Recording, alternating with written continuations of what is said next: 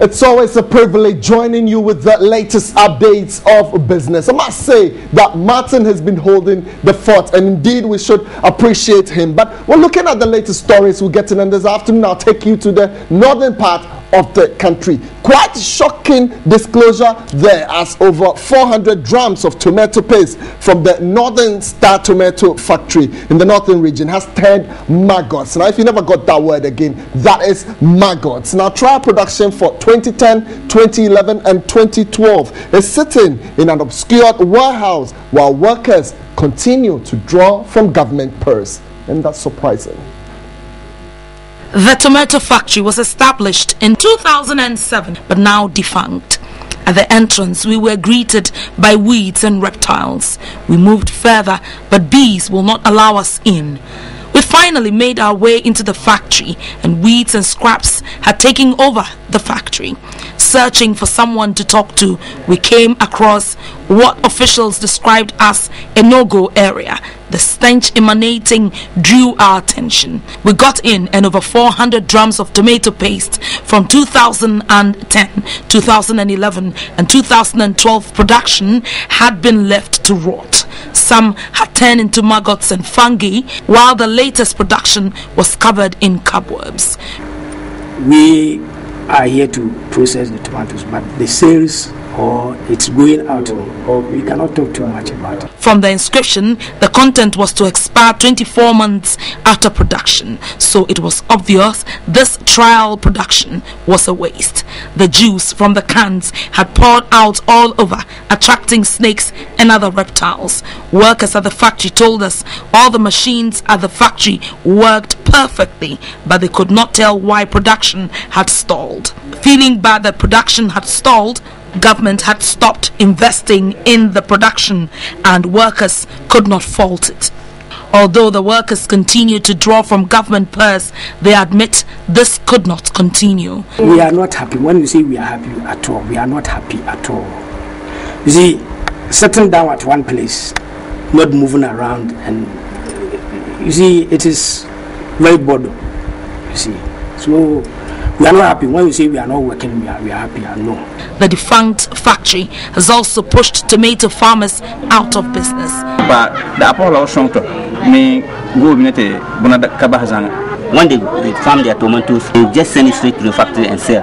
But because the factory is closed down, anytime the woman comes down from the south to buy the tomatoes, they have power over them in the sense that they can dictate to them the price, the products, the price that they want. If they don't want, they have to just accept because it's a perishable item.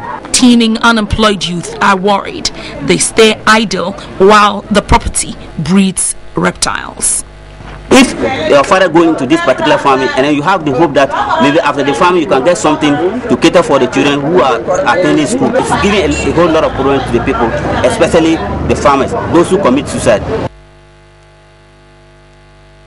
So that is quite an unfortunate incident there, but TV3 will continually follow the story and get you more updates on it. Let's come to Accra now, and let's do other stories, as wood sellers at the timber market here in Accra have blamed the price changes of wood to the acute shortage of timber products on the market. Well, according to the traders, the past 4 months, any consignment from their supplies have ended up in a shrunk. The timber market is one of the major suppliers of wood products in Accra. The current shortage at the timber market has caused wood prices to shoot up. Sellers say for the past 4 months, they have not received wood from the suppliers. When you bring the load, they will tell you this is the price if you can afford, so that you can buy it. If only you can buy it, they will sell it for you, so that you sell it how you want. The price is shaking. A piece of wood that was going for 25 cedis is now selling between 40 and 45 cedis. When you deposit your money for a consignment, it takes as long as 4 months before the supply is done. The wood sellers claim they do not know the exact reason for the shortage. Some traders had closed their shops due to the shortage.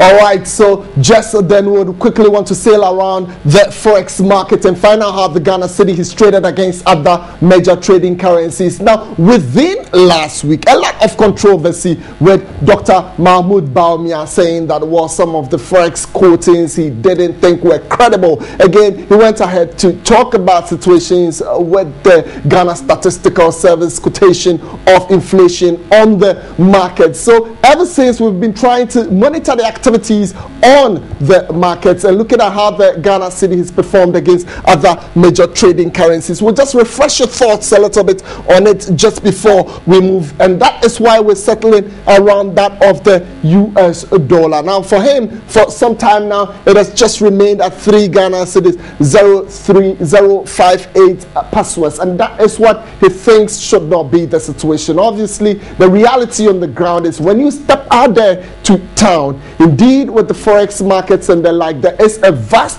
difference. Now, for most of them, this is the challenge, and TV3 is still on the story. We'll bring you more details on it. My name is Kweku Teme. Many thanks for staying with us.